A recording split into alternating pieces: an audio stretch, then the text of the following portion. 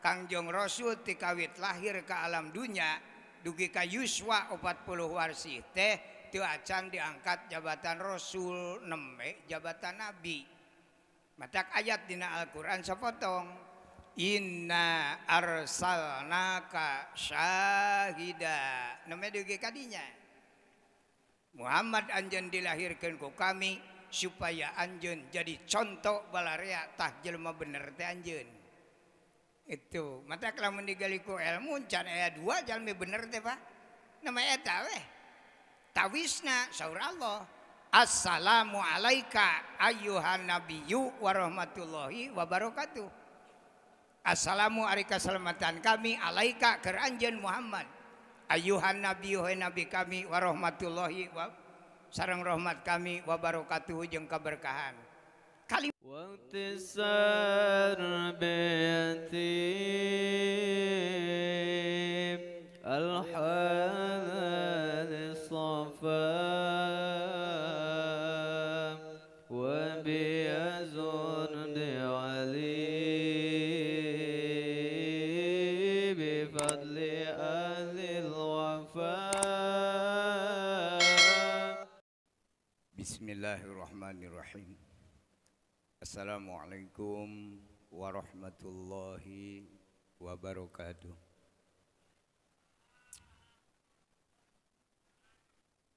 Assalamualaikum waalaikumsalam warahmatullahi ta'ala wabarakatuh. A'udzu billahi minasy syaithanir rajim. Bismillahirrahmanirrahim. Alhamdulillahilladzi qad akhraja nataijal fikri li arbabil hijab. Wassalatu wassalamu ala rasulil huda wa ala alihi wa sahbihi liman ihtada. Wa qala Allahu ta'ala fil Qur'anil Karim. Bismillahirrahmanirrahim. Kullu nafsin dha'iqatul maut. Wa qala aidan subhanalladzi asra bi'abdihi laila minal masjidil haram ilal masjidil aqsa alladzi barakna haulahu linuriyahu min ayatina innahu huwas samiul basir. Wa qala Nabi sallallahu alaihi wasallam man ahabbani kana ma'iya fil jannah. Ay man ahabba ala Nabi sallallahu alaihi wasallam fayakunu fil akhirati ma'an Nabi sallallahu alaihi wasallam fil jannah. Kersana Sohibul Bait Syaihuna Al-Mukarram disarangan ku keluargina anu kepribadios dihormat,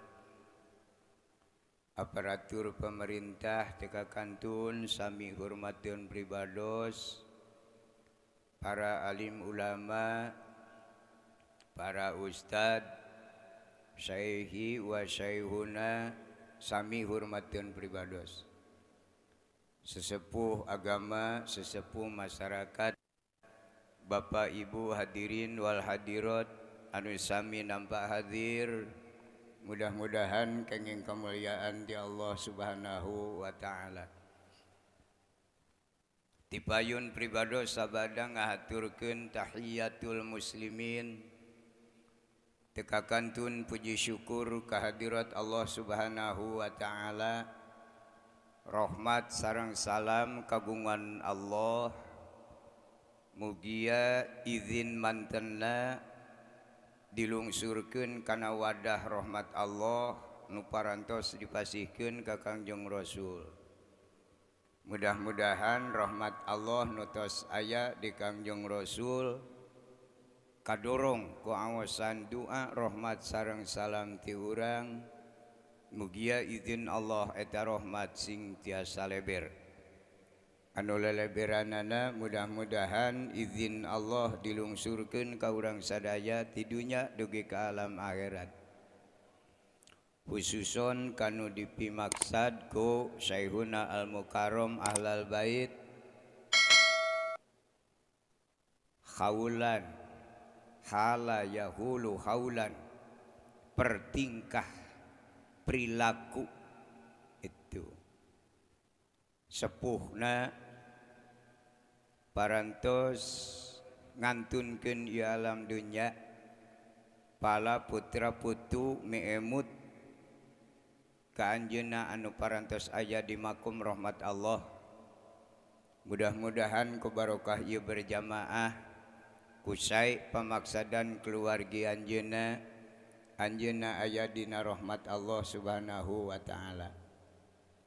Nya kitu deui para putra putuna anu masih keneh jumeneng mudah-mudahan aranjeunna dibarokahkeun ku Allah yuswana ilmuna rizkina mudah-mudahan barokah kalebet urang sadaya nya kitu deui alumni pasantren ieu mudah-mudahan sadaya ilmuna barokah dunya sareng akhirat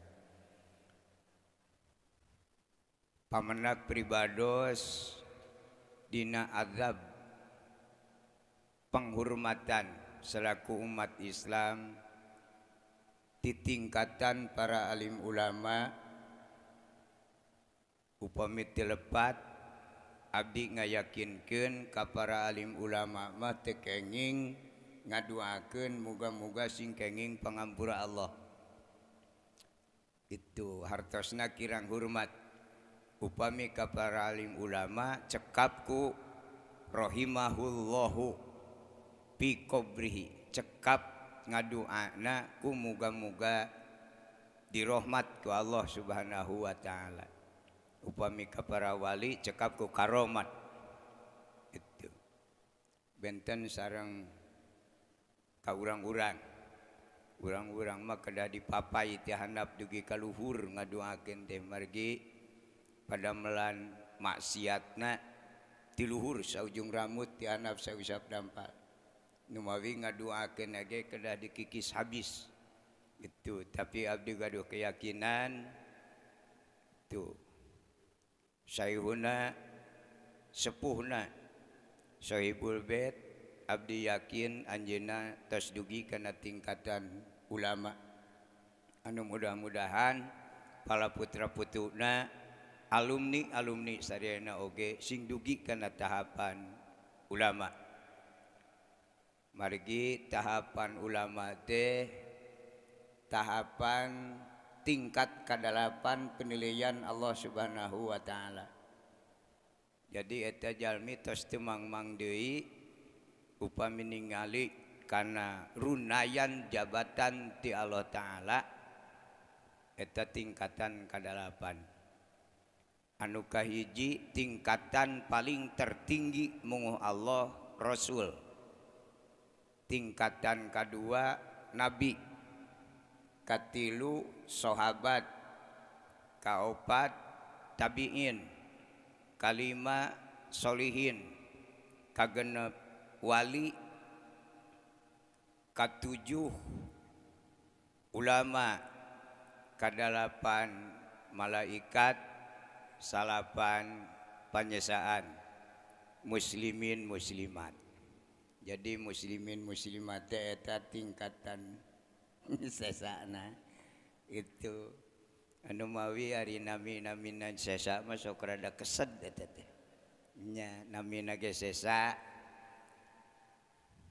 mungkin lamun diukur ku nafsu mah panyesaan mah dihirupan seten sanes ngarah bener-bener ting ieu mangantosan runtuh langit weh itu nya dari canak itu di canak kieu ge rada sulit jalmi saja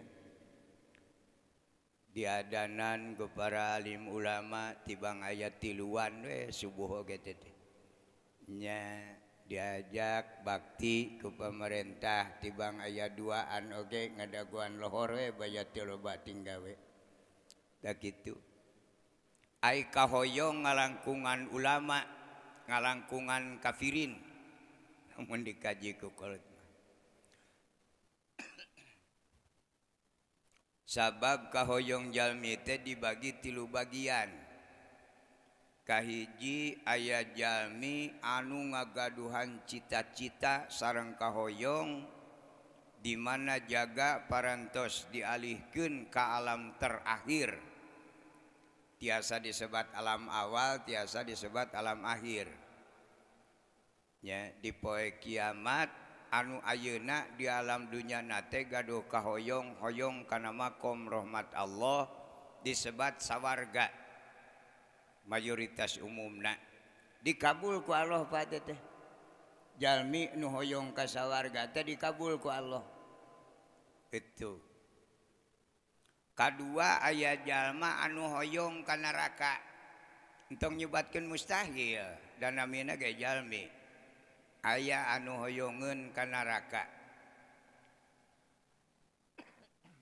anu paling riweuh jalmi anu katilu hoyong ka neraka ongko hoyong ka sawarga ongko jadi di damal ge capek ieu mustahil cenah henteu mustahil sabab Allah mah ngukurna ka jalmi sanes kana cariosanana tapi karyana itu di mana jalmi melak cengek pasti buahna cengek eta terus jadi ketentuan ilmiah di mana jalmi melak tomat jelas bakal buahna tomat jalmi melak pare pasti buahna pare 1000 kali jalmi jejeritan ka Allah Ta'ala hayang buahan cengek tapi melakna tomat moal bisa dikabul jadi nu dikabul ku Allah ngabuktoskeun kana karyana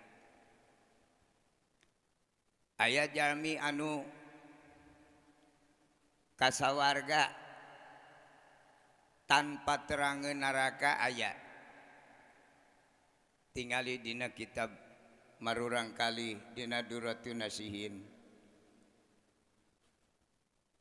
aya golongan jalmi 5 golongan jalmi anu kasawarga teu diparios-parios acan kahiji jalmi anu kasawarga teu diparios teh jalmi anu beunghar itu Pak nu beunghar teu diparios heula itu naon margina kanu beunghar mah sok rada nereng itu nya RT oge bade nagih pajak rada karalang kuriling kanu beunghar mah beda jeung kanu sangsara sapoe 3 kali diperek-perek gitu bari jeung mere henteu kayak gitu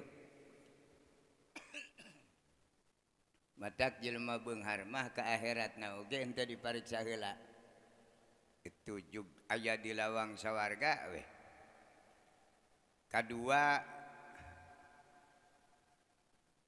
anu mati syahid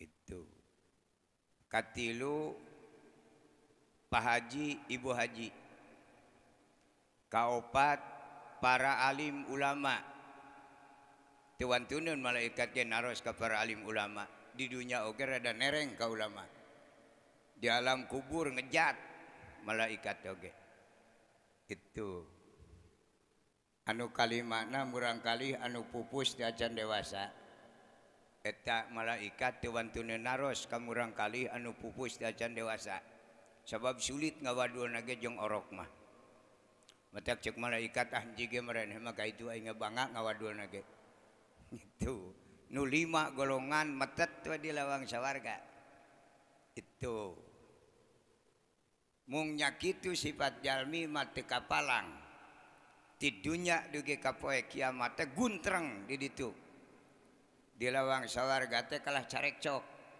parasea terutama kitu-kitu ge nu beunghar sok rada bedegong teh itu anu beunghar anu mati syahid itu sareng haji kitu eta teh nu tiluan mah cekcok di dituna ceuk haji kami heula ka sawarga ceuk nu beunghar kami heula ka sawarga cek anu mati syahid kami heula ka sawarga kungkang nu tilu Allah uningaun saur Gusti Allah malaikat cing amankeun jelema teh teh subuh pasea di alam dunya itu lungsure malaikat itu nupang payuna ditewak golongan haji itu sebab nengang haji mah kopiahna barodas itu anu bodas kopiahna mah eta panggeulana ditewak mata abdi mah ngangona kopiah hideung bayat teu katewak nah saur malaikat ma amal tuka fid dunya wa anta adkhalal jannah awalan itu saur malaikat hei nu barodas kopiahna geus boga amal naon aranjeun di alam dunya make hayang ka sawarga panggeulana itu ngajawabna ku isarah golongan haji nyaeta nyaba kopiah teu katingali cenah kopiah aing bodas itu itu naon cirina bodas kami geus munggah haji itu cek saha nyaho ganjaran munggah haji bakal ka sawarga panggeulana saur nabi kumaha saur Kangjeng Nabi la yujarrul hajj illa bil jannah teu aya deui ganjaran anu munggah haji mah yeuwati sawarga itu nyangereng nu beunghar saur nu beunghar malaikat tong didenge abdi heula ka sawargakeun mah naon sababna ieu teh munggah hajina teh duitna meunang nginjom ti abdi can mayar nepi ka ayeuna ge itu mengajatan menangan yuk itu para sea saur malaikat hei golongan Pak Haji Ibu Haji saur saha anjeun nyahona nu munggah haji bakal ka sawarga panggeulana saur ulama di mana ayeuna ulama na itu cenah dipengker da ulama makan neplak sejarah Kangjeng Nabi sadidal haya iwat tawadu DP hanap asor tara guminter tara gumaungan nya tara boga rasa beunghar eta Kangjeng Nabi golongan Pak Haji nu beunghar jeung nu mati syahid dihareup pasedak-sedak dia ulama mah dipengker we lalajo ka eta ulama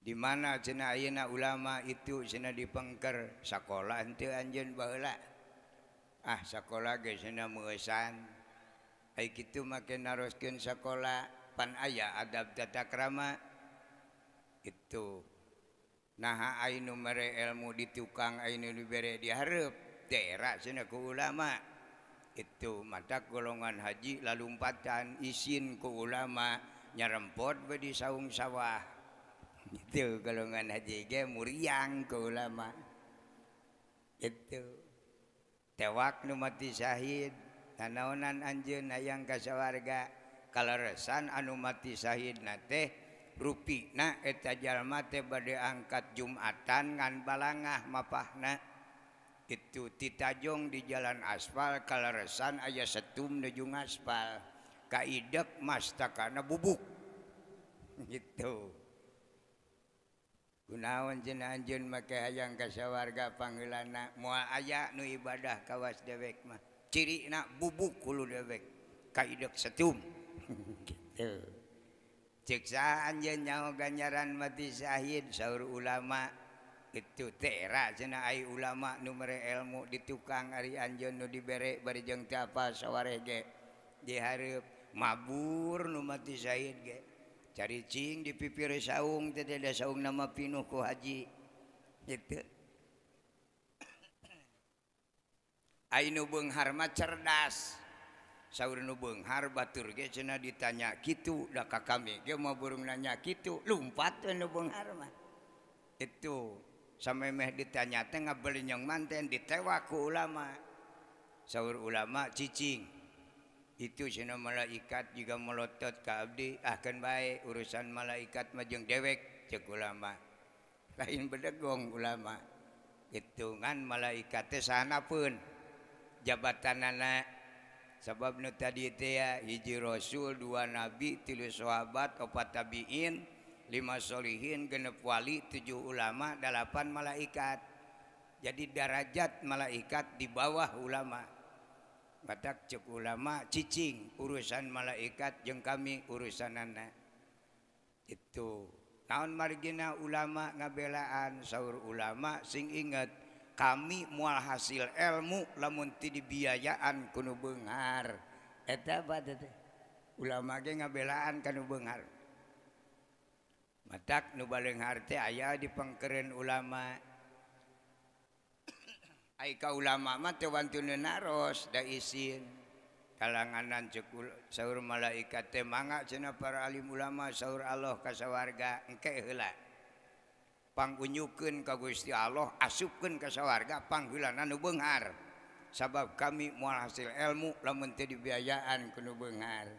Penyukeun ku malaikat ka Gusti Allah saha nu mentana ulama asupkeun nu beunghar. Asal anu nadakna nyuwunkeunana ulama dikabul ku Allah Ta'ala. Matak nu pangpayuna ka sawarga teh nu beunghar. Itu anu sarang-sara mah di terminal keneh. Itu ngantosan manawi aya ojek gratis. Melit teh. Matak mudah-mudahan urang sadaya tina barokah berjamaah khaulan kersana Syaihuna Al-Mukarram sesepuh di dieu oge ngalap barokah tina sasi Rajab. Mudah-mudahan urang sadaya sing janten jalmi anu baleunghar. Itu hoyong baleunghar Pak. Ibu hoyong beunghar. Nya sae irfa bikanal mubtadasman wal khobar tansibuhu kakana sayyidan Umar. Itu warofa'ul mubtada'an bil ibtida kadzaka rafun khobarin lil mubtada. Itu dina Imriti sareng Alfiyah tete ayana. Itu saur eta kitab di mana urang aya kahoyong angap langit 7 lapis teh beunang ditoel. Berarti di mana aya kahoyong kudul jauh leuwih luhur tibatan langit. Teu doraka eta pi orang Allah. Itu urang oge kaputra kitu entong ningali kemampuan urang kasabna kaputra mah da milik putra sanes milik urang. Mun ngajerit ka Allah Ta'ala muga-muga Gusti anak abdi mun di negara sing jadi presiden.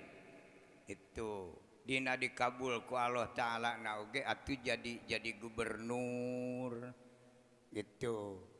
Ieu mah ngaduan teh kitu ujang da urang mah usahana ge bapa mah tibang kuli macul. Mudah-mudahan sing tamat SD atuh dikabul satengahna teh ngan nepi ka kelas 2. Gitu eta doa awon. Itu untuk irfa bikanal mubtadasman wal khobar. Ieu oge abdi masihan pandangan ya. Da urang dieu mah abdi ge gaduh keyakinan tenar kasuwang mah. Itu daerah Cianjur mah ulama sadayana nu jadi ulama. Itu nya anu jadi bangsat we aya berenan. Wa khalaqnakum ajwaja kan. Itu Allah ngadamel makhluk teh dua-dua. Itu setiap-tiap aya bener tara jauh tinu salah. Tiap-tiap aya ulama juri didinya bakal aya. Gitu. Nya teu aneh tiap aya istri aya pameget aya sawarga aya neraka ieu tos kudrat Allah. Moal aya hiji jalma nu mampu ngarobah kana eta takdir Allah. Sakali beureum sakali hideung gitu. Kudratul abdi kasbun jalmi mah dipasihan kemampuan ku Allah Ta'ala teh hanya sebatas berjuang berusaha. Hasil sareng henteu nama sanes urusan urang. Urang hoyong ngagaduhan putra sina seueur ilmu dipasantrenkeun. Punten itu pasantren sanes gudang ilmu. Pasantren hanya tempat milarian ilmu nama di Allah. Upami Allah teu ngalungsuran hidayah taufik kajian 100 tahun di pesantren baliknya moal apa tahlil acan. Tapi lamun Allah ngalungsuran hidayah taufik Cina oge bisa jadi mubalik nu Islamna ka karek 4 poe teuing naon-naon nama nu diomongkeunana gitu. Da ilmu Allah mah teu bisa diraraba kitu wae gitu ngan urang Islam ayeuna linglung jiga nama. Kadang-kadang kanu ngaji teu pati percaya malah ka jelema anyar-anyar asup Islam ge dianggapna ulama. Ampun paralun sanes nganapikeun. Da ilmu Allah man teu tiasa dipulungan kitu wae da lain harta bana. Gitu. Kapungkur ge hayang diajar alif-alifan pribados di Saponok weh, di sapasantren di Cikalama Ungkul kawitna keresek Limangan Cikalama Nurada Pait ngadidik murang kalih pasantren Cikalama Kabupaten Sumedang ujung kidul perbatasan Antawis Bandung Sumedang itu didinya mah ngadidik murang kalih terada benten nu baheula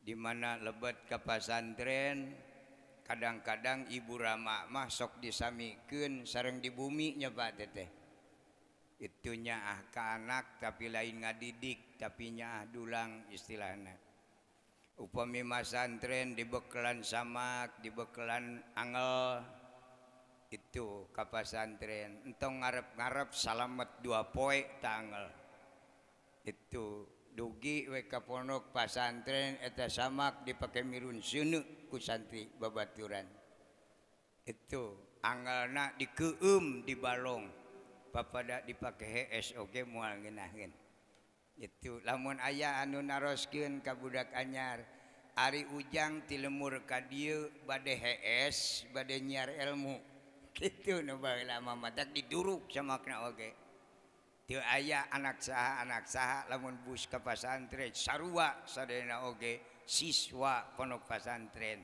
teu meunang aya nu leuleubihkeun matak di pondok pasantren kitu jam 3 Janari digugahkeun nu teu hudang dikeueum di balong nu baheula mah kitu itu korejat gugah jam 3 teras diajar nalar kitab jang Jurmiyah Sorob Yakulu Imriti Alpiyah pas dugi ka bedug subuh teu nalar teh kabujeng berjamaah salat subuh kakarek didinya sorogan dugi ka jam 8 setengah 8 balagan dugi ka lohor jam 12 kakarek pere teu aya nu nyarioskeun ngaliwet dati bumi ka pasantren oge sanes hoyong gonol tapi hoyong ilmu itu matak menak wae tuang mangga henteu wae ludeung jeung paehna ge di pasantren nu penting ilmu kitu nu baheula mah teh itu beres berjamaah lohor teras ngaos deui balagan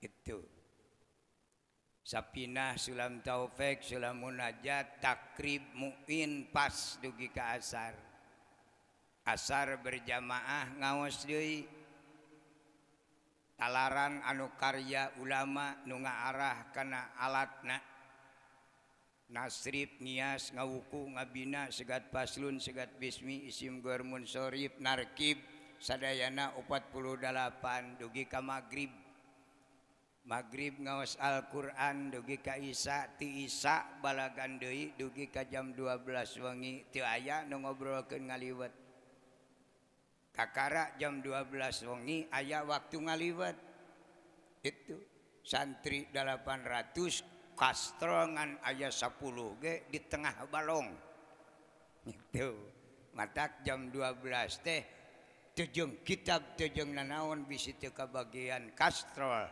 laluncatan ka balong itu kaparenak we kastrolna neme ngaraliwet umat dinu loba batur kitu mah lamun ngaliwat ulah burcul salila liwat can asak tuur ulah jauh ti kastrol ngoloyong sakedik nyaho beas deui we gitu barukan harari deng santri nu baheula Udah cagir gitu aslina meditna teka tulungan amun ngaliwet boga lauk asin hiji dikekepul ti atah nepi ka asak gitu eueuh batur belum aya batur cokot deui eueuh batur belum deui 11 kali kahawu tapi kahuluna tinggalin di ditu gitu nu aya tinggal dagingna breng tempo dalahar santri da teu leupas kitu we buka ciwit meditna santri nya geus datang ka lemur mah geus araki-aki gitu kakarek jadi lebih oge wayahna sing seueur sodako manehna urut jelema keken nya asak liwat da piring hiji ge dipek-prek ka mana atuh wadahna kana daun di mana daunna menang maok da eueuh santri melak cau di mana-mana ge teh aya gitu nya dugi we ka lembur kade cenah ulah pulang paling manehna mah seueuh maling di dituna aslina ieu mah mali bobodo budak baheula ayeuna mah saroleh teh daekeun pulang paling aya mes-mos gitu nu ayeuna mah baheula mah teu maling maripuh nya rerencangan nganggo senal hanya teh ka masjid Tajong sebelah langsung pake mirun seuneu itu nu bogana bijeu teh da tinggal hiji ngerakeun make senal sabelah menya pake ngaliwet deui itu nya alasanana tong loba alasan cenah santri mah teteh dampa suku buatan Allah teh nu beak ti baheula ge eta we tong di dadamparan gitu matak nu baheula mah tara anu senada beak dipake ngaliwet gitu aslina santri baheula di mana urang asak ngaliwet bahekeun kana cau kana daun cau anu menang maling teh babaturan narunguan kasrol dipasikeun teu ka babaturan henteu beres ngaliwet bahekeun sanguna lung ka balong da urang menang ge ti balong gitu tara aya anu dibikeun ka babaturan jika hianat tapi agama memang kitu ngadidikna cek Allah qudratullahi ijaj wa qudratul abdi kasbun lamun jalma aya kahayang usaha tong hayang dibere batur mata kasrol tara dibikeun ka tengah balong ngojai deui nu kadua gitu santri baheula mah gitu nu ayeuna mah alhamdulillah sepuhna parantos baleunghar itu ningali murang kali di bantal wungkul dicokot deui ti basande modar cenah anak aing di kitu-kitu mah di kasuran di bantalan matak alhamdulillah 7 tahun balik ti pasantren teh becus hees wungkul dari ditu na hees wungkul nya nu baheula mah ya santri gulal goler pada neungeulan itu nek kadon sare cenah ka dieu teh kiar ilmu gitu sakira-kira nek kadon sare balik kitu baheula mah teh itu nu karaos ka abdi kitu matak di mana tuang sangu tos dina daun anu disimpen di tengah-tengah bisa berjamaah dengan uyah wungkul itu sok cenah uyah malah nek ditemongkeun da moal aya nu dicomot uyah mah gitu nya komo uyah ganu mati bang kitu we barudak teh ku curug tara aya anu diciwit uyah ku curug itu madak saur guru jeung naraon cenah jang dahar teh ieu we sareng ikan tunyuk kitu we sabab tara aya nu dipepeg uyah mah kabeh ge cing tarunyuk ke anak sesage eta namina ikan tunyuk itu madak budak baheula mah kitu baragung we ukur manggih kejo we jeung tara aya nu jajan da teu meunang santri kalayang koloyong itu nu baheula komo lalajo mah madak panterangan santri baheula mah larangan tolabul ilmi opat hiji ulah nyaho karamean alam dunya salila diajar nyar ilmu Allah lalajo istilahna dua ulah nyaho hahargaan ulah nyaho kerupuk sabaraha itu asin sabaraha itu komo nu teu boga duit nonton kalayang-kalayong kadinya sabab kadituna bakal nganyuk gering nya sandi baheula teh nya hiji ulah apal kana hahargaan dua ulah nyaho raramean di alam dunya itu katiluna qot al ilmi bipahdaini eta nu paling berat itu di mana awewe keur nyiar ilmu kagoda ku lalaki lalaki kagoda ku awewe rempag jagat keto ngarep-ngarep menang ilmu mending kawinkeun wae itu sabab moal bener di mana awewe geus kagoda ku lalaki boga kabogoh we lalaki boga kabogoh awewe 75% mentud otakna itu Betak aya ilmu nadinya sanas tajrijuhum min haitsu la ya'lamun. Itu di mana pamegetes kagoda ku awe mah otakna teh tinggal 10% deui. Ningali aksara bismillah oge jiga manehna we istijrad linglung teh. Nya anu sok diparakeun teh surat Yusuf. Itu surat Yusuf teh dijaun modal ku santri ngan loba nu salah alamat. Itu padahal asli nama sanes eta salamar jajaran nu panghandapna ta eta jang sejarah awewe wuruk kula laki didinya wa qala niswatun fil madinati imraatul azizi turawidu fataha an nafsi qad saghafaha hubba ta ya eta tasdidan inna lana roha bidolali mubin nepi ka dolali mubin nya dolali mubin teh eling itu nomor lisung oge jiga manehna istijad teh ka heureuh gitu di mana geus heureuh kitu linglung moal hayangeun dahar mah komo kana ngaji matak pantrangan itu anu kaopat paling berat di mana santri di mana siswa teu damang pantrangan uih kudu rela maut di pasantren kitu nu baheula mah teh lamun kakarek kreuit meusan geus uwi mah ilmu mah tinggalin di pasantren itu aya budak betaheun sepuhna karunya cenah teu damang urang canak teh kolot teh kurang bener teh antep geuring di pasantren maut wae lumayan murangan beas gitu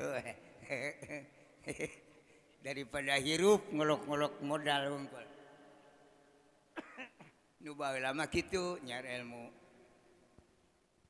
ayeuna matak dikaji ku harita ku abdi dipelajari loba nu ngaji tapi teu dikaji akhirna ka dituna rada linglung itu barang dikaji teh sing horeng ilmu Allah teh ilmu agama Islam agama pang bijaksana nah aslina terkecuali lamun ilmu Allah geus dibarengan jeung hawa nafsu kajalmian nafsu kapribadian maka ilmu Allah sok asa berat karasana padahal lain berat hukumna berat nguping nafsuna jelema nu atas dasar Islam itu mengkaji karena ilmu tauhid upami urang adan ngajak tatangi karena salat teu daraekeun wae tatangga nu ngaji tauhid mah angkat tangan alhamdulillah ta eta Islam teh kitu itu lamun daraekeun kabeh salemur astagfirullahalazim amun daraekeun malah istighfar gitu lamun teu daraekeun malah alhamdulillah beda kajianana nya naon sababna upami teu daraekeun tatangga diajak salat mental make alhamdulillah balik kana kemanfaatan ilmu oh panginten ieu ajakeun teh anu teu acan gitu lamun tos karesaeun sadayana kana ibadah Gusti atuh mana ajakeun abdi geuning tatangga ge tos ararideng sadayana ngerakeun adan oge tatanggana ge geus pinuh manten di masjid. Kitu. Mata Kangjeng Rasul baheula cara galak kana tara salat, tara muji-muji kana sok salat. Abu Jahal weh kitu teu pernah Kangjeng Nabi nyarekan Abu Jahal. Malah tepi ka waktu paehna Abu Jahal ge itu ku Kangjeng Rasul diibakanana henteu ku cai diludahan ku Kangjeng Rasul. Saur Kangjeng Rasul nya ge jelema sadunya ngewaeun kabeh tapi ieu teh kolot kami karunya lamun kolot kami kudu ka neraka. Matak ngaadusan aja diludahan ku Kangjeng Rasul. Maksudna supaya sieun neraka ulah teurak. Kitu Islam teh dipetakeun aslina ku Kangjeng Rasul. Cuma gagal salah-salah kukuna teu kaletak ku Kangjeng Rasul. Akhirna sieun neraka teh nyerepetna tina salah-salah kuku Abu Jahal. Gitu sup kadinya mah parat teh kana beuteungna buruk we. Gitu. Nya matak dina abdas dina wudu itu pang payuna ngawasu teh panangan semet pigeulang karamunakeun. Sabab anu nyanak sarakah sareng anu nyanak sae teh panangan mah sisieureurna mah semet pigeulang karamunakeun. Bangsat moal bisa maling duit lamun teu aya ramuan. Itu semet pigeulang ka dieu nama milu bawang. Itu dalamun ramu teu caka-cokot mah ka dieunakeun ge moal ilu-iluan. Sanajan nemong ge dicokotan oge moal beunang. Itu madak ngajerit ka Allah Taala. Allahumma fad yadayya mimma asika kulliha. Allahumma ya Allah ihfad moga-moga Gusti ngaraksa yadaya kana dua panangan abdi mimma asika tina padamelan maksiat kulliha tegasna mah sadayana maksiat. Itu insyaallah lamun pinuh ku katauhidan ngaos doa eta di mana bade midamel maksiat teh merengkel sorangan pananganana. Hakikatna izin ku Allah beh dieuna barokah tina doa. Itu tapi lamun dibaca doa eta keukeuh ngeureuyeuh we kana maksiat eta doana mintul.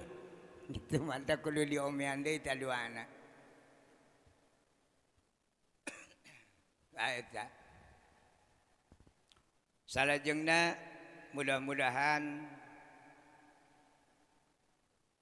kersana almarhum Syaihuna Al-Mukarram sing aya dina rahmat Allah Subhanahu wa taala. Pala putra putu anu neraskeun perjuangan dina memperjuangkeun agama Allah sing disarengan ku sabar tawakal barokah manfaat ilmuna disarengan sareng rezekina anu manfaat barokah dunya akhirat. Eta kalebet urang sadaya tatangina wargi-wargina alumni-alumnina sing kacanak kabarokahanana. Kadua ngalap barokah tina ta'ziman ngagungkeun kana waktos diisrokeun dimi'rajkeun Kangjeng Rasul anu mudah-mudahan urang sadayana sakedik ageungna tiasa nurutan kana jejak langkah sepuh urang anu parantos nyontoan kana ibadah ka Allah Subhanahu wa taala terutami almarhum Syaihuna Ahlal Bait. Naon margina pangna Kangjeng Rasul diisrokeun dimi'rajkeun seueur sebab musabab. Namakeun naroskeun sebab ari jalmi bodoh mah sulit percaya kana jadina hiji perkara lamun teu terang sababna. Itu upami aya urang dieu misalna aya istri terang-terang belentuk ke patuanganna teh eta teh sok naranyakeun. Nah ujug-ujug bareuhnya gitu. Tapi lamun kitu mah aya istri hamil tapi gaduh caroge berarti penyebabna hamil teh ku ayeuna caroge syariatna moal jadi masalah. Da terang ieu oge Kangjeng Rasul kitu. Itu sebagian alit nu kapenak ku pribados nu dipelajari ku pribados di pasantren Tilu inti persoalan pangna Kangjeng Rasul diisrokeun dimirajkeun. Kahiji dina waktos Allah Ta'ala ngadamel para malaikat di sawarga teu acan ngadamel jalmi.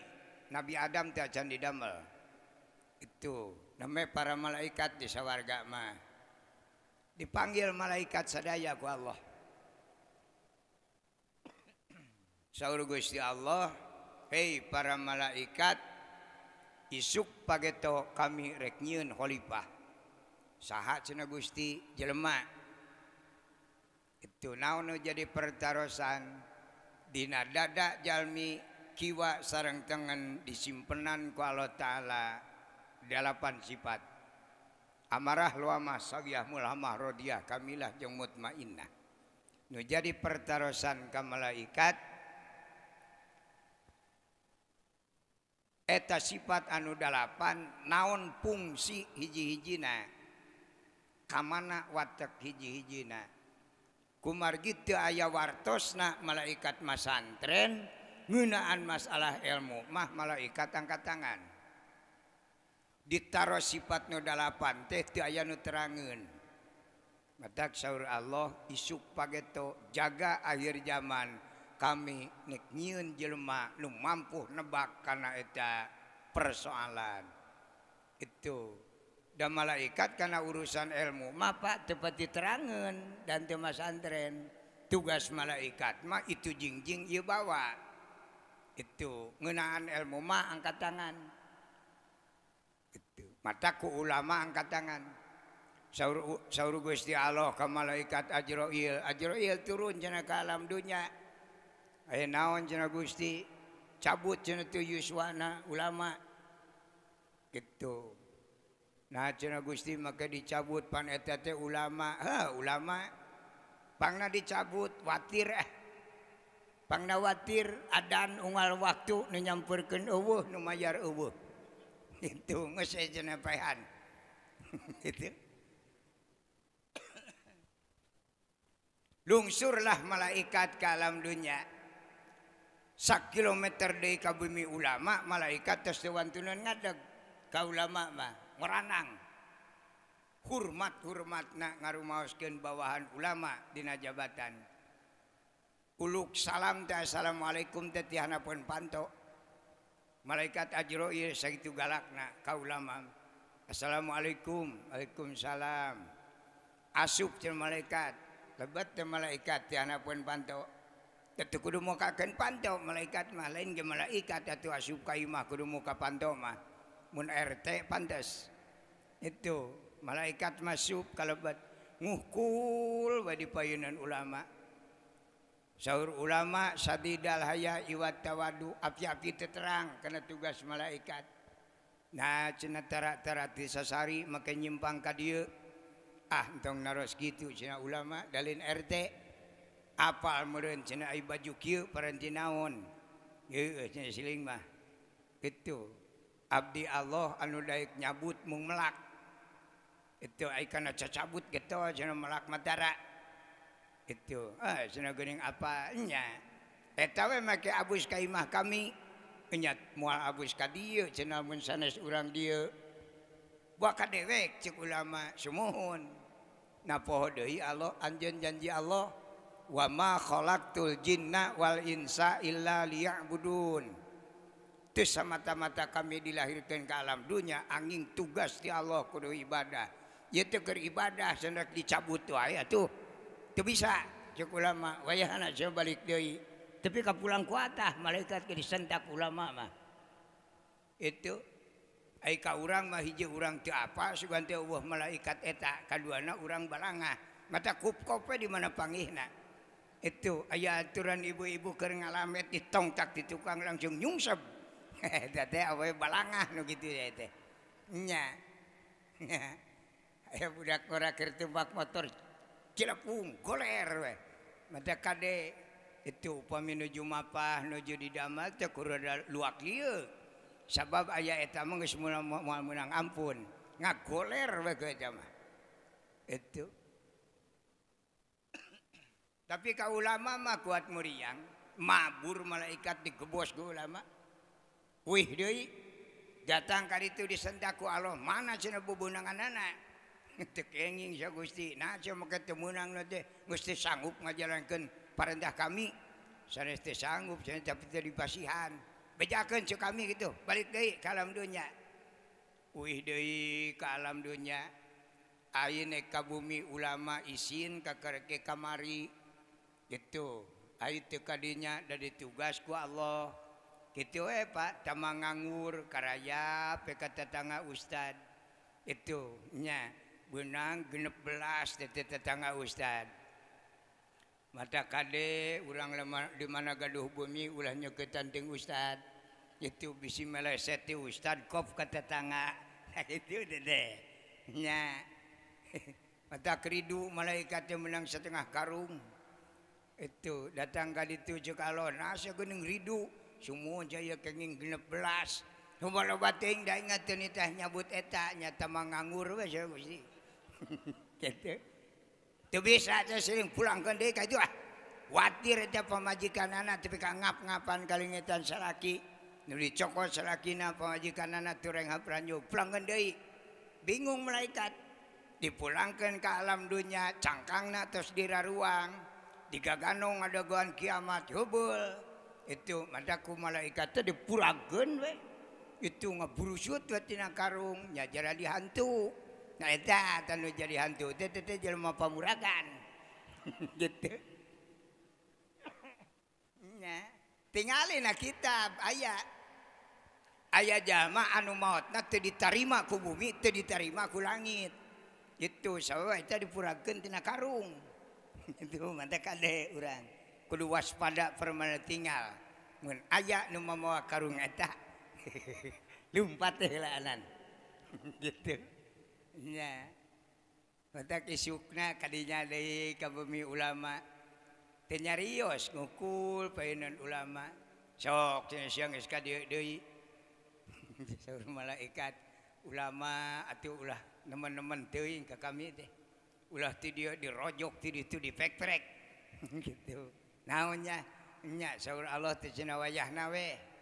Itu salira usum istirahat watir. Itu. Kek cenah saur ulama nek mikir heula naon panca indra nu sok ngaganggu kana ibadah ngemut ulama. Diemut-emut ku ulama alah ieu cenah ieu panun. Ai ibadah teh sok loba tetenyuan pamajikan anak incu sawah kebon. Itu mata saur ulama ieu cenah mata kami heula cokot. Cabut yuswa socana we. Matak menang 2 siki socana wungkul. Cuk Allah mana cenah bubunanganna ieu cenah make ngi socana wungkul. Ana ada ti aing nama jejeg. Sia make menang sakieu nanti teu bisa. Kaitu deui cenah cokot sawareh deui. Kitu bae teh. Turun deui ka alam dunya isin deui ku ulama kop deui ka tetangga teh ngeureuyeuh tetangga teh nya beak 2 RT harita ge gitu mata wayahna itu para kiai marada disingsakeun ka itu sinama bahkan we itu bisi kop-kop ka tetangga riweuh nya anjingna deui sumping deui kitu matak ulama di mana bade pupusna tong aneh keur nu jalma bodoh. Itu aya nu 5 tahun, 6 tahun bahkan aya nu dugi ka 10 tahun teu damangna. Itu aya anggapan jalma bodoh kalah kitu banyak. Nah cenah nya jalma luhur ilmu ibadahna sae ge sakaratna mah lila, lain lila sakaratna malaikatna sapamerean. Itu ai dibere dicokot henteu mah pulang ku ata we. Ai ka urang mah da dilila-lila ge pusingeun, badak di mana panggihna we. Itu jang naon saja mah kieu mah dihobol-hobol ge. Badak kitu sakali nyokot teh sa RT. Gitu. Nah. Kamari teh zaman corona diomong-omong ke jalma. Pan panyawat corona teh mah ani teh jadi mah. Barang aya teu katemong. Itu da ditaroskeun ka para dokter oge nu kenal abdi cing jatuh ulah ngalieureun ting nu bodoh. Ai corona teh jiga naon bentukna henteu apalin dokter ge. Ai teu percaya cing galoler tetangga. ai percaya datu kepapangi itu. Alhamdulillah di kampung abdi mah di kampung Jati desa Cisalak kecamatan Cisalak itu alhamdulillah ngan kenging 48 paeh ya gitu nya di ruangnya pada moal kekerjatan dia juga itu tibang kekerjatan saeutik mah kege jempling ruang weh itu kade maani teteh henteu tiasa dianggo somong dah hakikatna mati Allah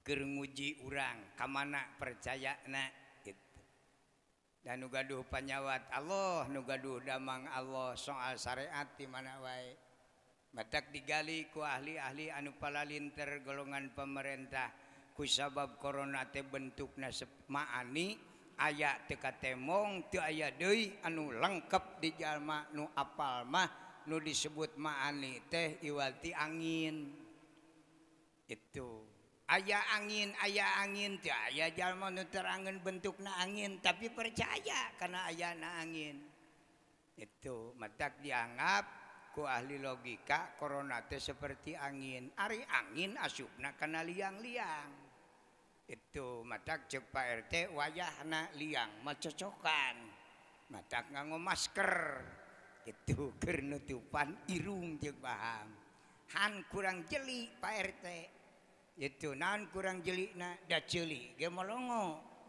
gitu nah ai irung jeung paham dicocokan ai ceuli henteu gitu matak corona jalan ceuli gitu teteh nya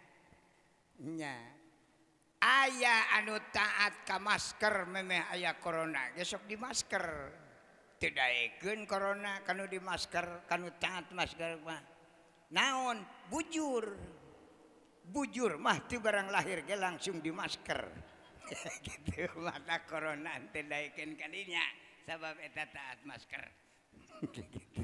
gitu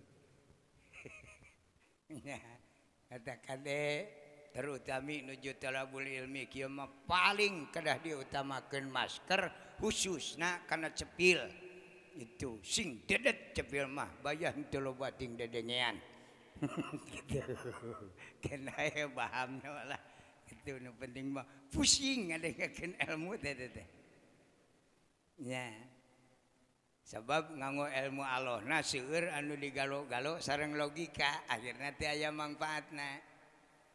Itu contoh misalnya ibu-ibu bapak-bapak sok diayakeun rotinan sami di dieu sok aya rotin Pak rotinnya tapi lain tolabul ilmi da ngaranna ge rotin naon aya rotin teh anger biasa dawam eta keneh jadi ngabiasakeun teu aya nu tolabul ilmi itu biasa ngaran biasa tuh da eta pakna naon.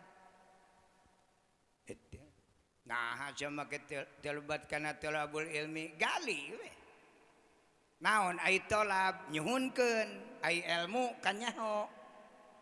Gitu. Jadi lamun sesuai jeung kitab Ta'limut Ta'lim di mana niatan tolabul ilmi urang kempel misalna tatangi musyawarah tatangi teh. Itu peryogi ilmu naonnya dina mingon ieu nah bade bab abdas nah bade bab salat di mana sepakat sadayana bab abdas ajengkeun ku pimpinan mustami Pak Ustad Pak Kiai Pak Ajengan mingon ieu mah abdi peryogi ku bab salat kakara Ustad antu adul amanah ngadugikeun ilmu Allahna eta ngaranna thalabul ilmi itu ieu mah tibang cing rariung bus ka madrasah ngariung mun lalaki udud mun awewe nyisig gitu paling maca sholawat teu aya nu ngajukeun kata tolab nyuhunkeun ngariung unggul ustadna deui de kurang wiwaha yaitu jalma loba ngariung teh eueuh nu maca ilmu jugder we ngaji naon ye pabuis eta itu.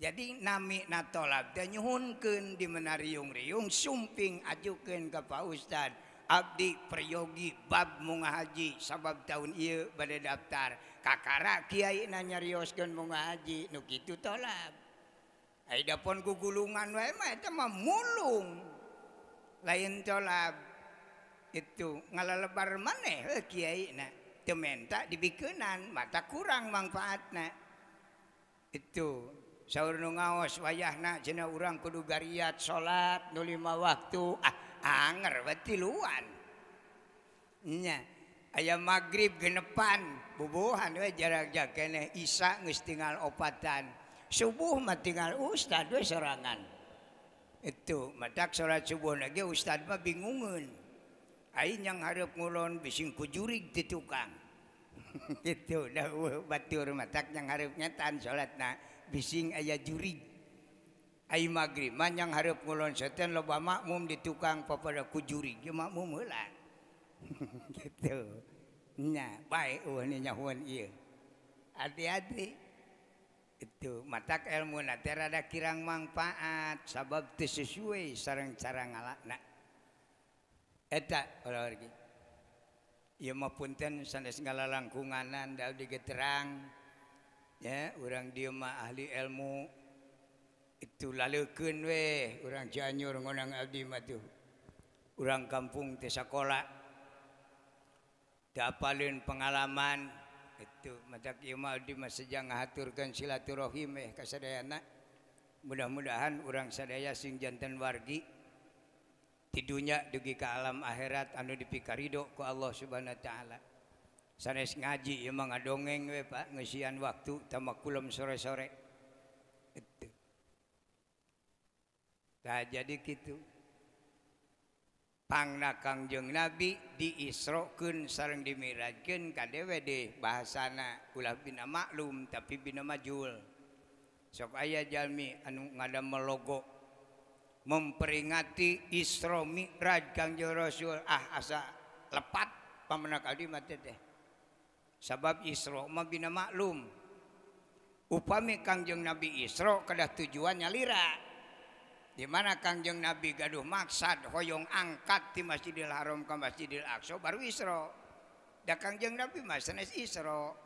Matak diperkiat dina berjanji tadi ka kuping diaraos ku santri wa usriya biruhihi wa jasadihi yaqaddatam minal Masjidil Haram ilal Masjidil Aqsa.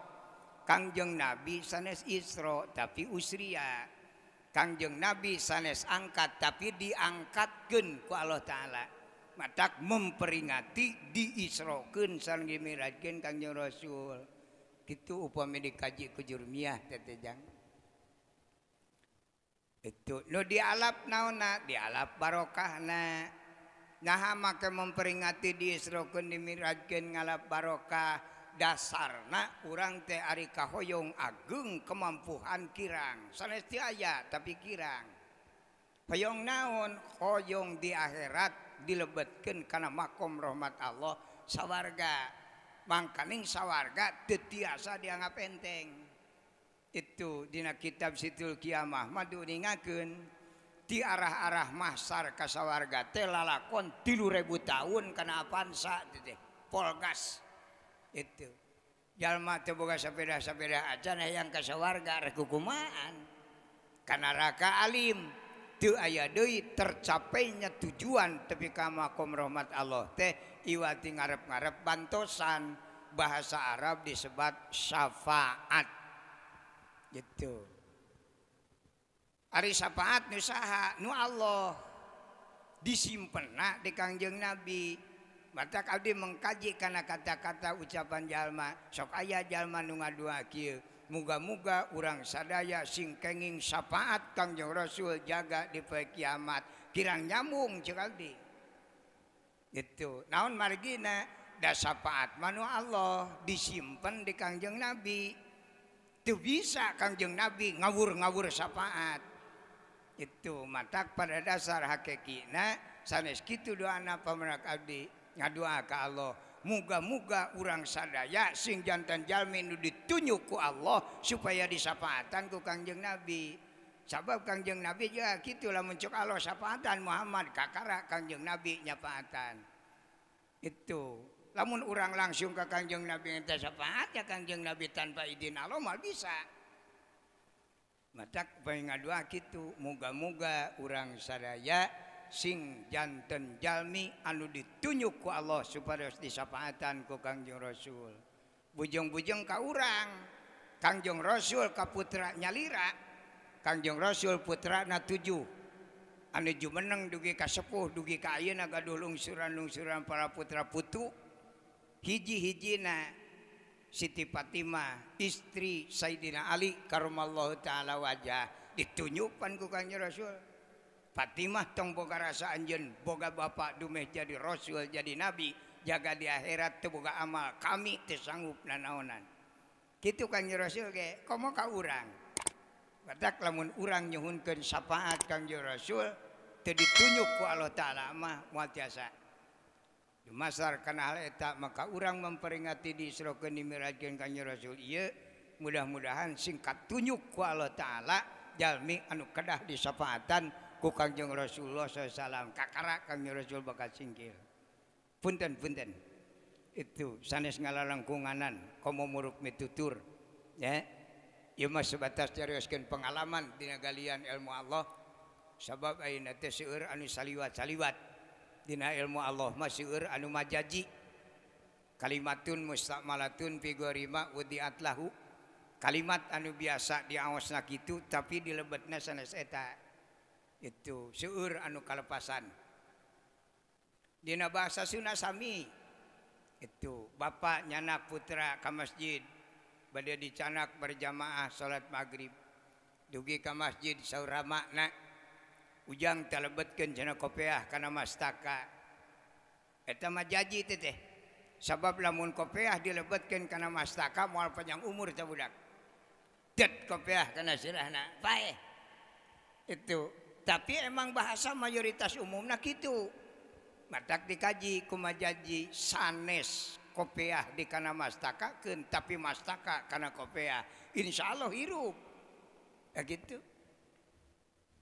adan wae loba nu cahuleun adan subuh as-salatu khairum minan naum itu masyarakat teh sadinten mah 2 dinten teh proses kan bae cenah da ustad mah pangabisana babacaan da urang mah teu ngarti tapi lami-lami mah pusing taroskeun ka guruna Pak Ustad punten aya naon ai subuh eta adan sok ditamahan naon maligina teh kurang wareg ditamahan naon cenah ku aing eta make aya salatu khairum minan naum oh eta naon cenah hartosna tadi dia hati-hati celengkeung saur Ustad as-salatu khairum minan naum ari salat leuwih alus tibatan sare luhurna bisa jadi jalma murtad beh dieuna jalma doraka leuheung lamun keur pribadi lamun mamawa batur disebut dolun mudilun nya doraka pribadina ngadorakakeun ka batur ongko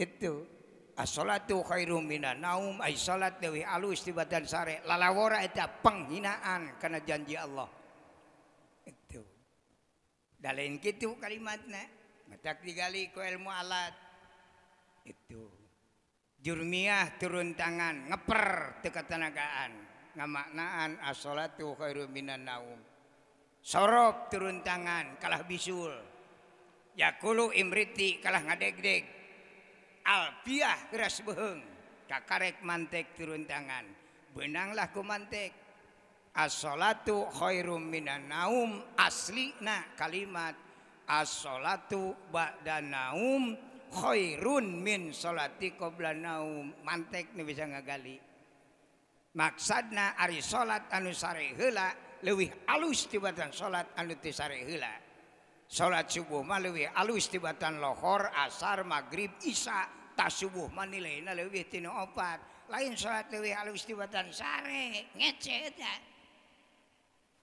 dina ajaran agama Islam dahar sare nginum hukumna wenang teu aya ganjaran dahar teu aya ganjaran sare teu aya ganjaran nginum ieu salat leuwih alus tibatan sare sare wae teu diganjar terus salat nek sabaraha matak tong aneh lamun salat subuh mah jarang nu hadir naon sana buruhna saeutik teuing gitu sanu ngabejakan buruh leutik nu adan nu jelas eta ulah lawora bisa jadi dolun mudilun nyiksa batur nu hayang ge salat subuh mung da saeutik buruhna matak as-salatu khairum minan naum aslina as-salatu ba'da naum khairun min salati qabla naum salat anu sare heula jauh leuwih luhur tibatan salat anu teu sare heula itu daya ge hadis Nabi lain gitu lain as-salatu khairum minan naum tapi naumul alim khairum min ibadatil jahli itu salat leuwih alus naon sare leuwih alus tibatan salat kalau mun eta mah aya itu lain salat leuwih alus tibatan sare tapi sare leuwih alus tibatan salat gitu teh jadi kebalik itu ulama kulem nu bodoh salat jauh nilaina gede keneh ganjaran ulama kulem daripada salat jelema bodoh. Naon sababna salat jelema bodoh maripuh capek. Nya. Teu kapenak janji Allah as-salatu tanha anil fahsya wal munkar teh. Jelema ngalakonan kana salat moal papanggih jeung kasusah kabingung kariweuh. Gitu piomongeun rudet moal aya ka jelema salat. Anehna ari urang salat kariweuh kalah maceu. Itu dati salat mah teu riweuh-riweuh teuing. Nah aider salat ka kareke Allahu Akbar sawah katemong. Gitu. Dagangan sieun teu payu isuk ripuh we. Itu can budak teu ngareunah ongko. Can isuk aya nu nagih ongko. Nah hariweuh-riweuh teuing kitu eta salat. Itu. Matak naumul alim khairum min ibadatil jahli. Kulemna para alim ulama jauh lebih luhur tibatan salatna jelema bodoh itu. Da jelema anu bararodo mah malaikat raqib oge boro-boro nuliskeun ningalina ge geus hayang lumpat wae. Itu ningali salat jelema bodoh mah Pak. Cuk malaikat ningali jelema salat itu salat teh tuliskeun entong. Ai teh dituliskeun da salat, ai dituliskeun ai kieu cenah salat teh. Gitu. Maka ingat ka sawah, ka kebon segala rupa. Jeung ingat kana hutang ongko nya malaikat teh nereng. Itu mantak nuliskeun ge bari ngigir we cenah henteu. Itu salat teh tibang dicakra aya ongko. Jaga dipanggil ku Allah, cuk Allah raqib ka dieu. Aya naon cenah Gusti? Ari ieu cenah ciri naon? Salat cenah Gusti. Lalawara saya nyirian salat meda kieu da salat teh kitu teh menyangakeun ka Gusti. Dalamun abdi titah nuliskeunana sanes ku Gusti eureun dia mah. Gila nempona ge. Kitu teh. Aya salat ribu-ribu teuing. Mangga cenah nyangakeun ka Gusti Kitu. Ningali salat kieu mah abdi nyuhunkeun pensiun nuliskeun ge. Rudet. Cek alo heuh da engke nyaho jadi salat jelema eta mah kitu. Itu mangga cenah ka Gusti. Ieu cenah lamun salat meureun kieu lamun ku aing diburuhan 3.000-an comal kagedean teuing. Kitu. Kitu. Kan 3.000-an teh salat bumbeng ka juga dia teh. Itu. Atuh urang kilang bara sampurna awas nu berilmu urang teh salat bisa-bisa kawas macul atuh. Jago salat lamun geus bisa kawas macul. Tauhid kuat. Gitu dan tadi dikaji nya Pak gitu pelebah mana tauhidna cenah tukang macul tingali ku ilmu tukang macul mah diatur di mana macul sampean anu katuhu di mana nu kenca di mana diatur teh nya Pak pahili we nu kenca dihareup nu katuhu di tukang beak inung suku mah teh gitu cek diatur nyekel dorannya sami itu anu katuhu di mana nu kenca di mana pahili we nu kenca dihareup tarang beunang eta tauhid ngaranna menyatu mastaka macul itu sabcek ilmu waspada eta sirah ulah dibeli giran sabtai pacul ngacreng sapancong we sesirah bakal beunang matak nganggo topi nganggo dudukuy papada ningang ge leuheung ge kana dudukuy moal langsung ting kana mun-munan eta macul teh tak tingalikeun cepilna macul sami cek ilmu awas ya dedengekeun ta surah pacul lamun teu kadenge mancongna taneuh tong ngarep-ngarep alus tanina itu mata kudu ngagejret sareng pacul teh dan baheula mah kitu jang teh sepuh baheula mah teu kadenge sakola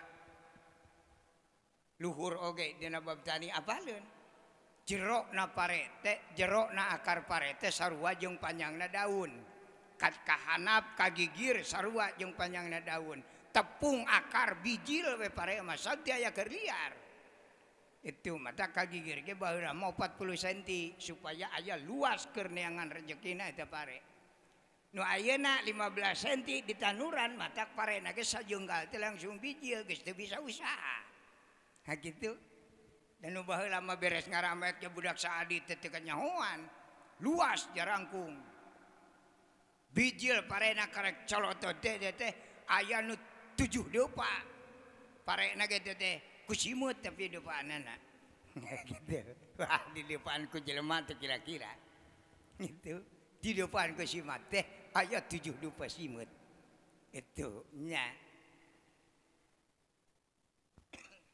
matak maculna diatur socana ngiring macul cekel mu awas lamun pacul anta kana taneuh wayahna peureum sabab ngacleng sagede peureum bisa buru bokakeng itu pangamung sami wae milu cenah teh macul tahan napas lamun pacul andal baham balem ngiring sareana teh disampeanana pananganana bahamna cepil soca salat ge kitu kiat-kiat kelas macul atuh tauhidna di mana urang salat di luhur saujung rambut ti hanap sausap dampal kedah ngiring salat rambut salat sabab cek ilmu lamun aya rambut kana tarang sapotong we dugi kana tarang teu sah salatna matak diayakeun kopeah lain ngarah gaya itu nu di kopeah disorban fungsina ngahalangan rambut bilih kana tarang berarti mastaka ge milu salat itu soca salat soca ge kumaha salatna soca bacaan salat timimiti usolli dugikeun ka assalamualaikum seolah-olah maca tulisan itu ulah Allahu Akbar ditalar tapi tulisan Allahu Akbar juga kumaha teu apaleun ieu nalar naon matak salat aneh itu Allahu Akbar ana lamun Allahu ieu a teh alif atawa hamzah cenah alif murtad gitu Pak teh nah make murtad perjanjian itu li'annal alifa la takbalul harkata ala dzatiha abada nu nami na alif mah moal narima harkat jabar jr ps sukun moal ayaan ieu Allahu Akbar ning hirup berarti lain alif tapi hamzah geuning jiga alif ai jiga lainnya matak li'annal hamzata idza waqa'at fi awali kalimatin tuktabu bi suratil alif lamun hamzah ditulis di mimiti kalimat bakal ditulis bentuknya seperti alif tapi jero nama hamzah itu eta Allahu Akbar jerona Allahul Azim sabab kabiro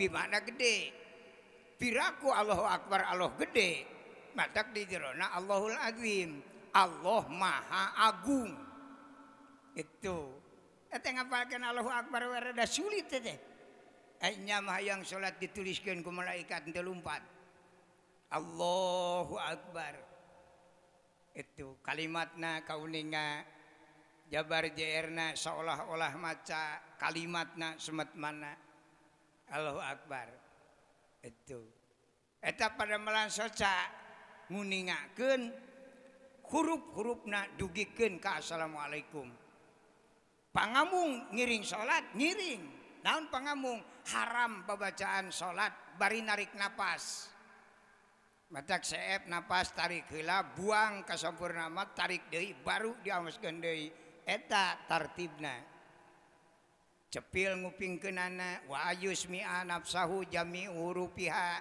setiap bacaan salat kedah ka kuping ku cepil nyalira itu dina lohor asar oge didinya sanes teu meunang dibaca tapi teu kenging ditarikeun Itu ingin ditarikeun lain teu menang dibaca tetep wa yusmi'a nafsahu jami'u hurufiha macana ulah tarik matak di mana bacaan salat dina hate terjadi salatna diharewoskeun makruh salatna gitu ieu mah kalah jempling aya anu teu engap-engap acan ngageriem we dina hate moal ditulis ku malaikat sabab teu kasup jelema salat kitu bae teh nu kapena ku abdi teh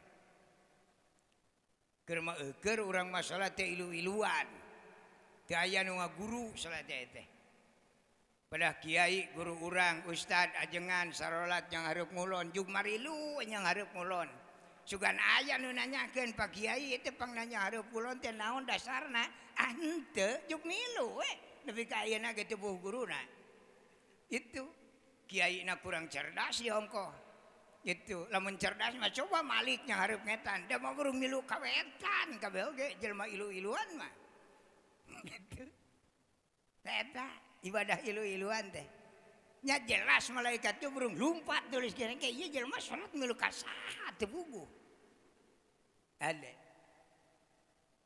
baham kanggo ngaoskeunana napasna diatur panangan sarua ngiring netepan nanaonan ayu urang netepan panangan make ngiring lillahi rabbil alamin eta naon lillahi rabbil alamin teh masrahkeun jiwa raga ka teu Jawa ka Gusti nu kagungan urang eta lillahi rabbil alamin taluk lah istilahna logikana jalma taluk mah lamun bangsat beunang ku polisi nu pangheulana tara ditanyakeun maling naon angkat tangan itu pan ya Pak, engke di proses hukum nama.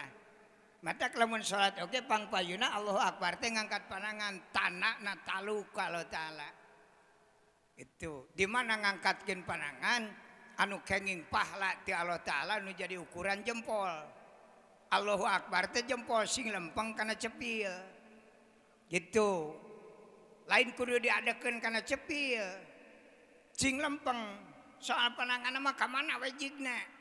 Misalnya orang hoream ka dia mah Allahu Akbar menang asa ieu lempeng itu nek kagigir menang Allahu Akbar menang da aturan ge ieu ngan kadewe lamun kagigir bisi ngababuk irung batur tenggelan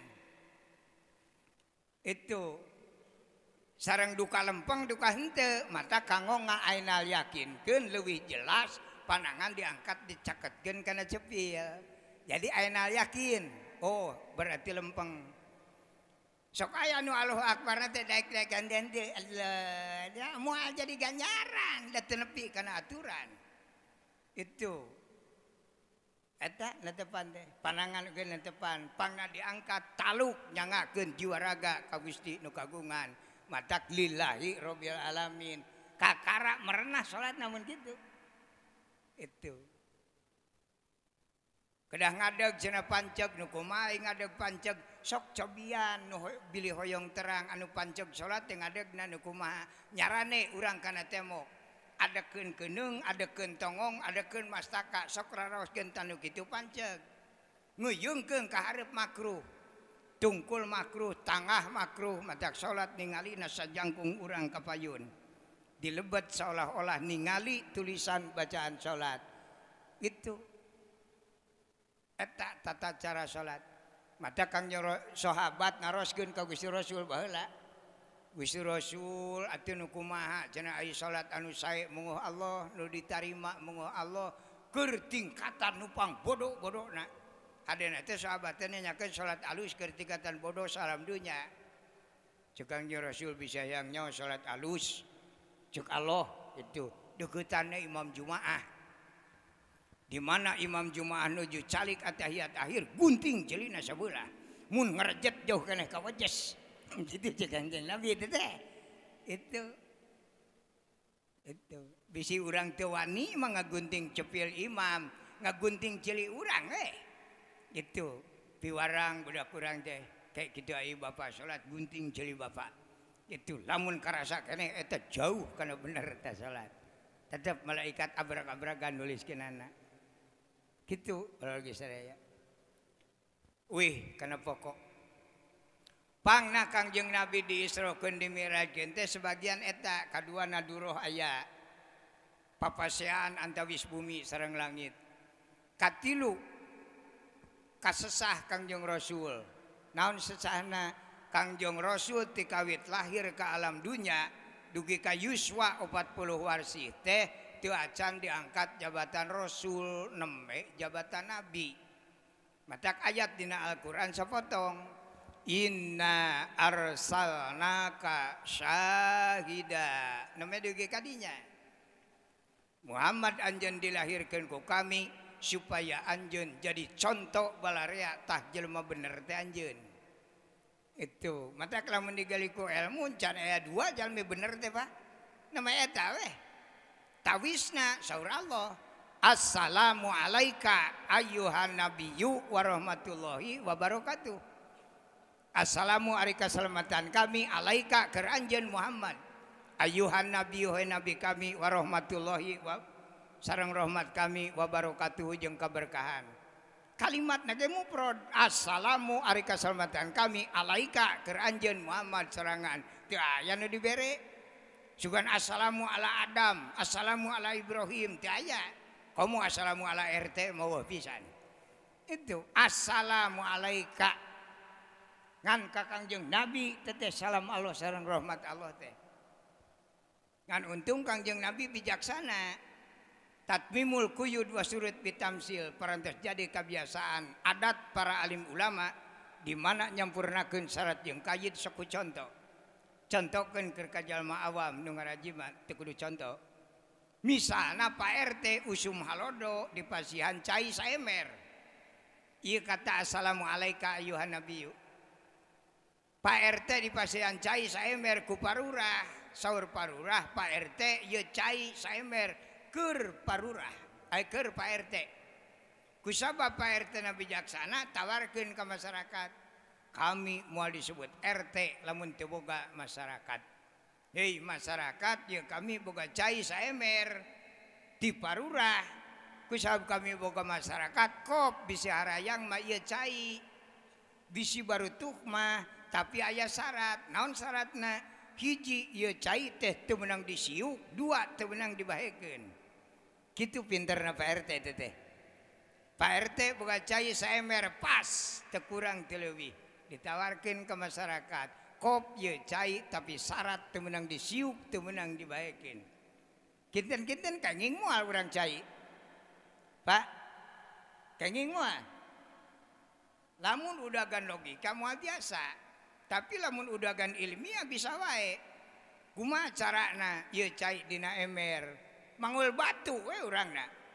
Panggul batu lebetkeun kana ember maka cai nu aya dina ember bakal leber tina wadahna. Itu matak urang oge ngaos sholawat teh ngalap leleberanana sabab Kangjeng Rasul tos pinuh ku assalamu alayka ayyuhan nabiyyu wa rahmatullah.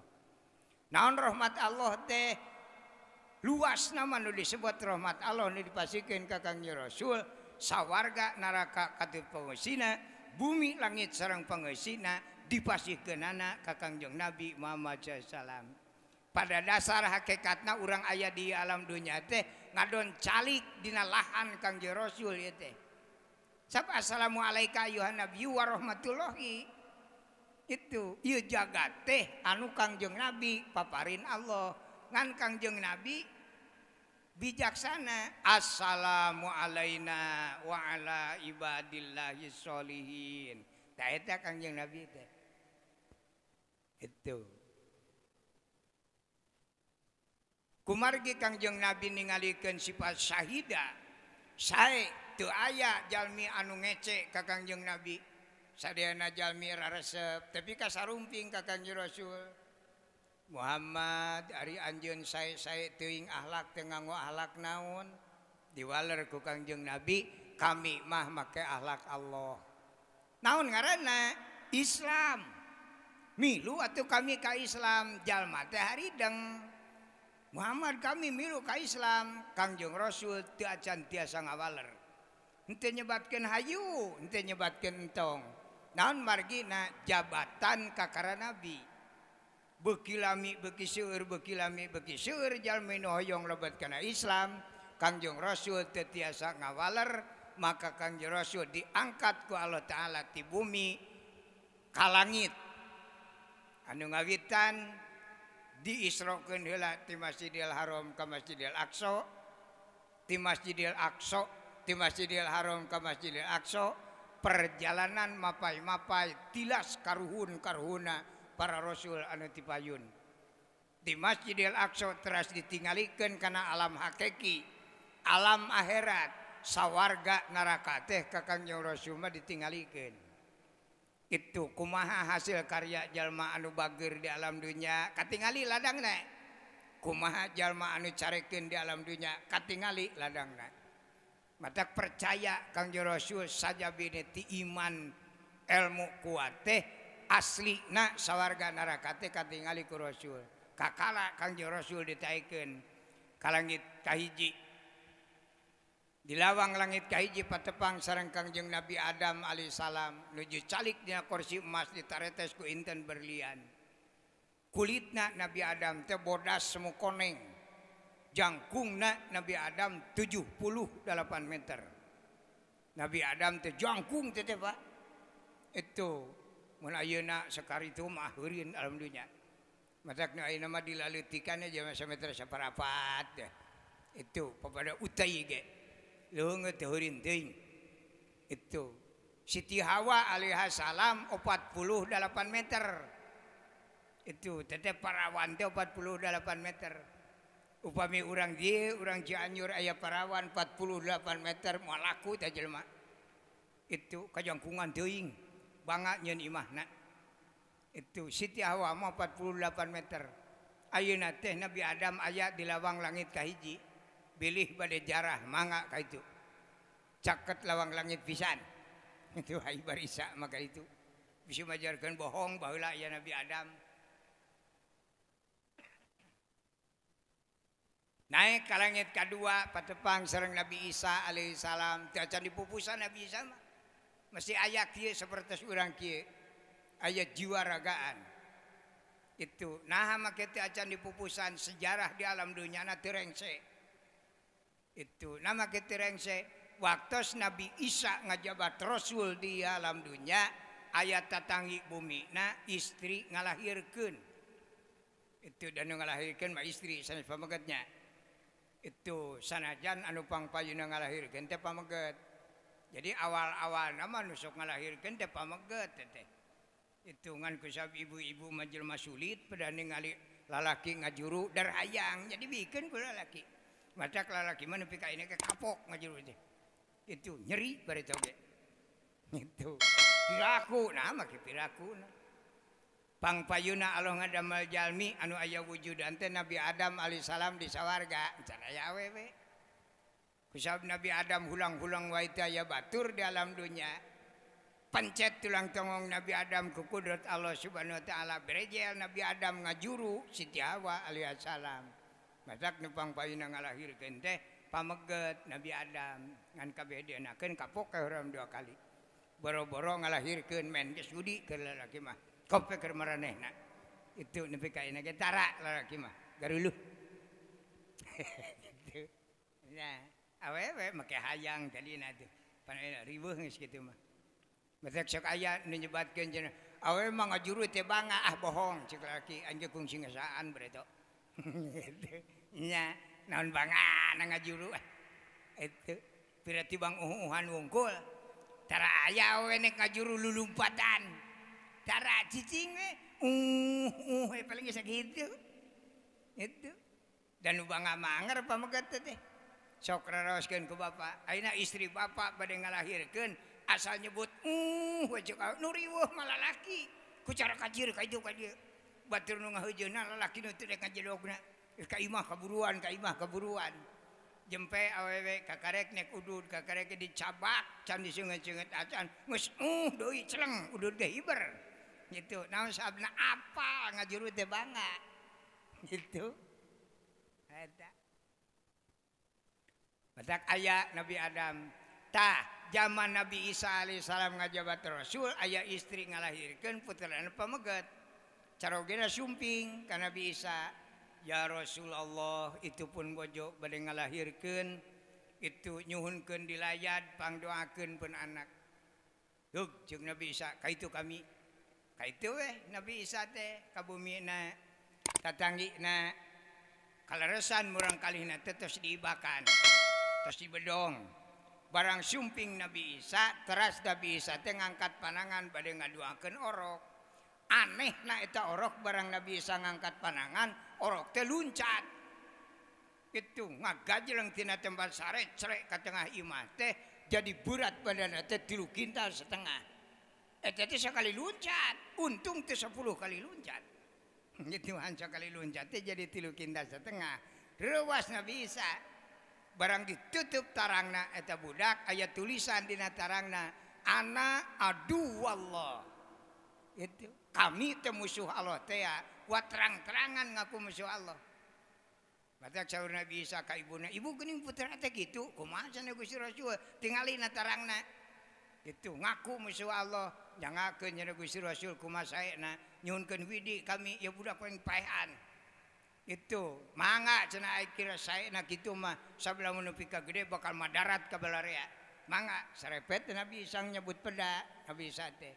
Maksud nama bade dilaan kaluhurna wungkul itu bade ditek-tek di ala huluna gitu supaya ulah piomongeun itu ngan lain ge jawara tuh ainek dikadek ngahuleng wae mah ngelok ta orok barang datang pedang teh eta orok ngelok ngan lamat da buah orok kene beunang panon kencana sabeula berat kadaprak da budak teh ngagubrak cana ku Nabi Isa cangkengna dijingjing kaos ngajingjing bangkong itu dicana kaluareun dunya dipalih kuloneun ieu alam dunya teh aya gunung agungna 100 gunung Himalaya gedena bijil Nabi Isa ti alam dunya gok jeung gunung eta disodok bagalna gunung teh diangkat teh ngajungjung sok eta budak digencet nepi ka ayeuna hirup teh budak ngaranna dajal teh itu aya teh belah kulon hayang ka dieu wae teh mun teu dihalangan ku RT mah gitu nya pagaweanna teh ngorowotan gunung we hayang bijil ka alam dunya di mana manehna keur mujuhna segut ngorowotan gunung ngong we aya nu adan Allahu Akbar adat balik deui eta gunung seperti anyareng ngagencet teu aya nu adan ngorowotan deui ngong nu adan kitu we tiba heula nepi ka ayeuna di mana engke parantos dugi kana waktosna manehna bijil sa alam dunya moal aya nu adan sajalmi-jalmi acan itu di mana teu aya nu adan hiji acan sa alam dunya daek teu daek dajjal bakal nobros eta gunung itu nu mawi kade ka bapak-bapak ibu-ibu sing rada kerep adan itu kan bae encan belug oge adan deh itu bisa aya nu nanya kuris adan bae kieu cek sejarah ge dajjal bijil itu bijil saya mah kacau itu di laut nu pangjerona teh ngan semat mumuncangan kabayang juga segede kumaha cokorna tah di laut nu pangjerona sa alam dunya ngan semat mumuncangan itu amun ngalengkah teh 4 desa teh di sabeulah teh mata kade hati-hati lamun aya eta kudu rada lelempatan parah ngan aya katerangan di alaf barokah tina ayat Al-Qur'an sing saasaning jalma anu katalar surat Kahfi 10 ayat tingawitan alhamdulillahilladzi anjala ala abdil kitaba walam yaj'al lahu iwaja dugi kana min amrina rosada maka dajjal moal ningalieun ka urang kajalma nu katalar ayat eta itu nya sing sasaning jalma nu katalar 10 ayat surat Kahfi dajjal moal nempuun ka eta jalma ngan katincak paling oge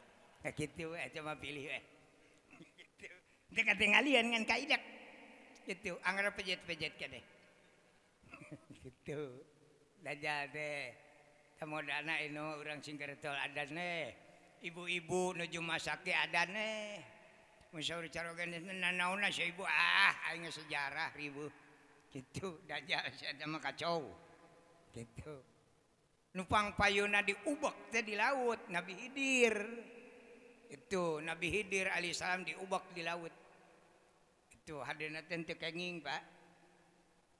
Nya bakat ku amek di laut teh meunang wae hanya teh ka darat nu ditareangan teh ustad.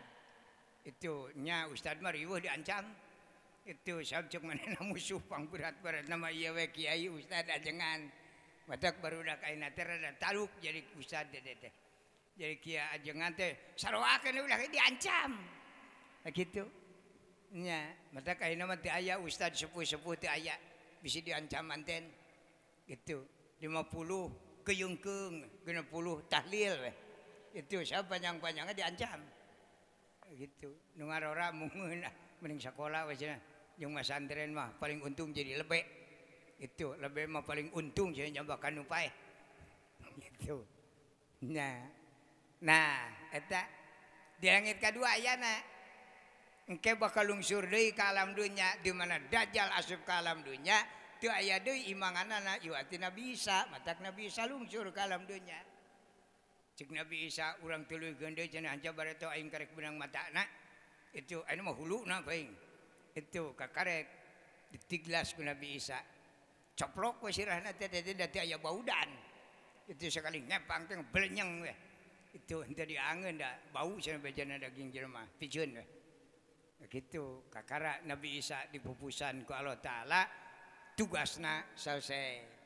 Matak sepuh kapungkur nyontokeun kana keterangan eta kana sejarah Nabi Isa kamurang kalih di mana tuang sok diwartosan gitu.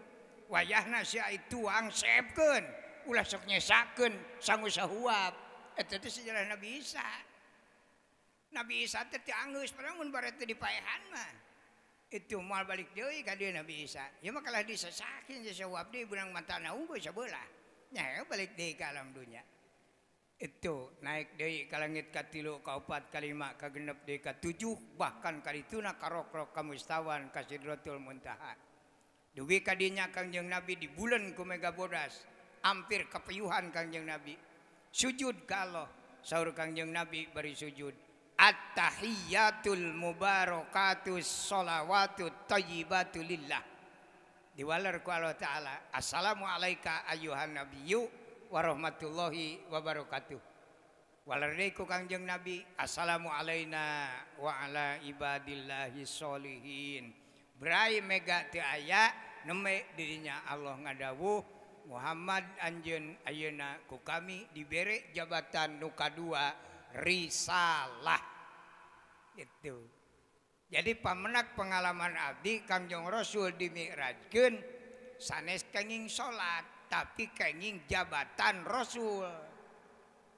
Naon margina upami Kangjeng Nabi dimi'rajkeun kenging salat lungsur ke alam dunya moal tiasa wa mubasiro moal tiasa ceramah sabab jabatan nama Nabi.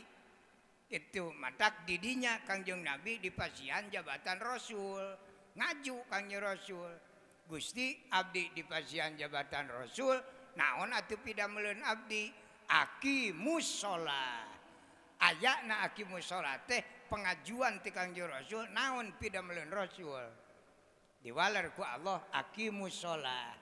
Matak lungsur ke alam dunya dinten Kemis jam 8 ngempelkeun urang Mekah kakara ayat Allah ditamihan kadituna wa mubasyiro wa nadhiro. Gitu saur Kangjeng Nabi aranyaan aranjeun hayang asup kana Islam nya cenah Muhammad hayu atuh tah ngahayukeun teh ku ayana gaduh jabatan risalah. Lamun jabatan Nabi moal bisa ceramah moal bisa ngahayukeun sab jabatan syahidah. Itu nya jalmi tidinya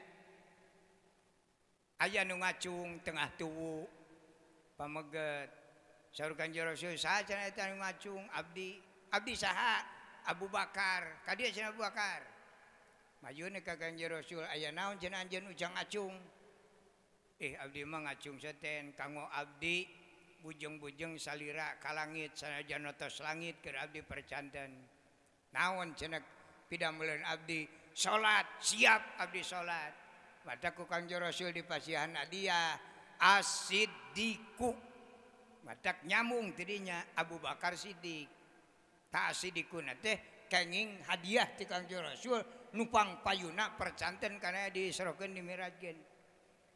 Sayyidina Umar ningali Sayyidina Abu Bakar menang asidiku kabita nyuruntul Sayyidina Umar bari ngacung saya abdi cenah Umar naon cenah Umar abdi ge percanten Gusti Rasul percaya naon sumun diserokeun dimirajkeun sanggup salat sanggup itu ente dibere sidik naon sabna percayana nurutan batur tajil masuk sailu-ilu nanti gitu matak teh dibere sidik sok aya teh anak buahna ayeuna ge lamun Raja Banting saya batur cenah encan balik deui moal sidik jelema lolan gitu mah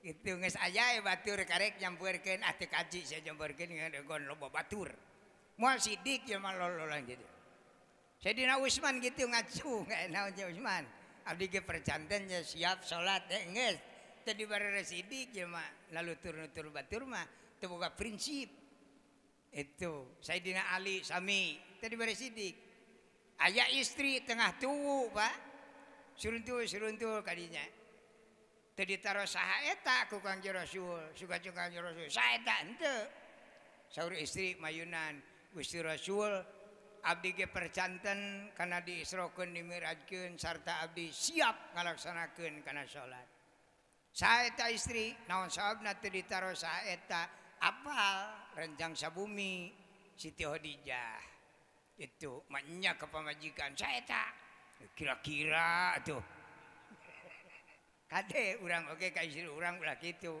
ai panggih teh saeta jagawe urang ya sia gulai urang penting itu wawuh jeung aing gitu badak Siti Khadijah man teh ditaro saeta itu tadina rumah tanggina ge eta nyontohan Kangjeng Rasul kade lamun pungal panggil kadang nganggo agama batak dicontohan ku Kangjeng Rasul itu nya Siti Khadijah tara manggil ukung akang ka Gusti Rasul tara manggilna jabatane ya Rasulullah ya Rasulullah kitu nyontohanna teh itu ibu gak gitu namun kacaroget teh tingali jabatanana amun gaduh jabatan lebe kita ngadatang teh ya lebe eta teh ajaran Islam itu namun gaduh jabatanana RT ya RT gitu Kangjeng Rasul kasih teh dijatara nyuak nyai tara unang neng manggiana warna kulit Siti Khadijah teh kulitna teh bodas semu beureum matak manggilna kitu ya Humairu hei nu kulitna semu beureum kitu urang ge lamun make agama kitu tinggal nalak-nalak kulit awewe urang je kumaha lamun hideung ya tinggal kitu ya aswad gitu hai nu hideung leteng madak awewe bakar ngajung beragama si beragama tapi ai dihideungkeun mah aing mah kajen ngeusan wae kitu diajak bener teh kalah ngajak ngeusan gitu sabaraha lami Kangjeng Rasul di Mekah mung 1,5 tahun sabada dimirajkeun tos 1,5 tahun saur Kangjeng Rasul Gusti Allah Muhammad urang Madinah tos ariman mung teu gaduh pingpinan ngaharepkeun anjeun mingpin ibadah ka Allah di Madinah hijrah anjeun mata Kangjeng Rasul ngalih ka Madinah ditugas ku Allah taala dugi ka Madinah langsung ngajarkeun agama Islam bari teh susah di Madinah datos ariman mata kelami di Madinah mah bae teh 20 hiji tahun satengah mata Kangjeng Rasul ngajabat Rasul di Mekah 1,5 tahun di Madinah 20 hiji tahun setengah plus Kangjeng Rasul jadi Rasul teh 23 tahun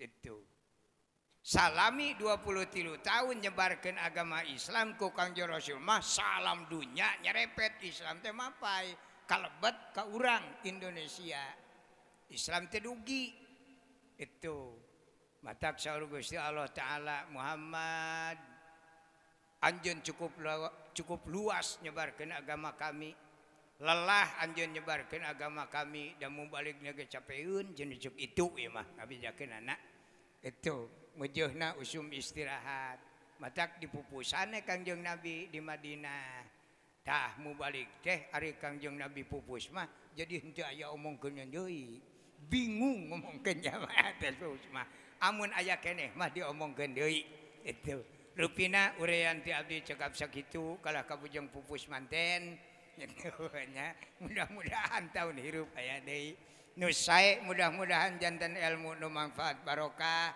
nu lepat nama abdi jalmi biasa muga-muga urang sadaya aya dina magfirah Allah Subhanahu wa taala dongeng ieu mah Pak sanes ngaos ampun-ampun ya mudah-mudahan we aya nu saena sarta Allah ngajantenkeun ilmu manfaat barokah Rabbana atina fid dunya hasanah wa fil akhirati hasanah wa qina adzabannar wabillahi taufik wa hidayah. Assalamualaikum warahmatullahi wabarakatuh.